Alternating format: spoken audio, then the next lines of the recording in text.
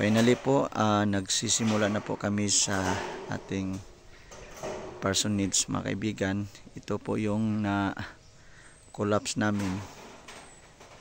And salamat sa Diyos na gawin na nating steel para naman ligon. Init kayo. Praise the Lord. So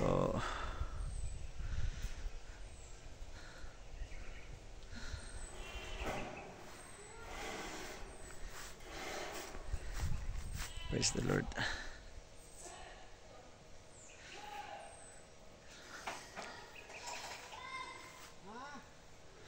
So ito na yung parsonage. Dito sa likod yung hagdanan gawin.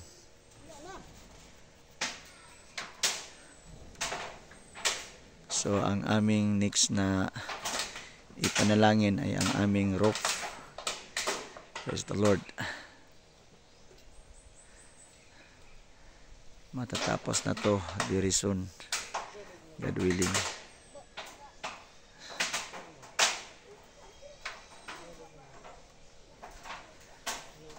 Kaya may mensahe talaga pag may mga trials. So yung nangyayari sa aming parsonage, so all things work for good mga kaibigan, dahil kahoy po yun lahat. Buti na lang rin na yun ang nangyari, para at least mas mapalitan pa ng mas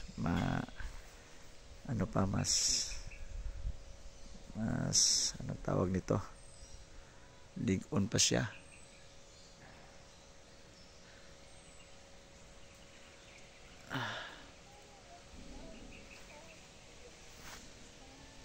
Grabing init.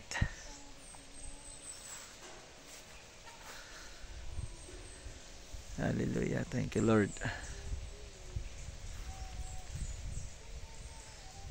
Ito pong lugar namin sa bundok. Ayan po.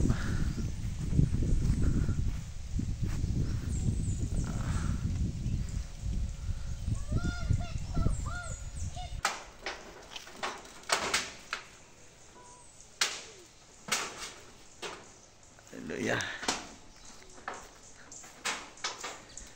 Yan po. Sobrang init.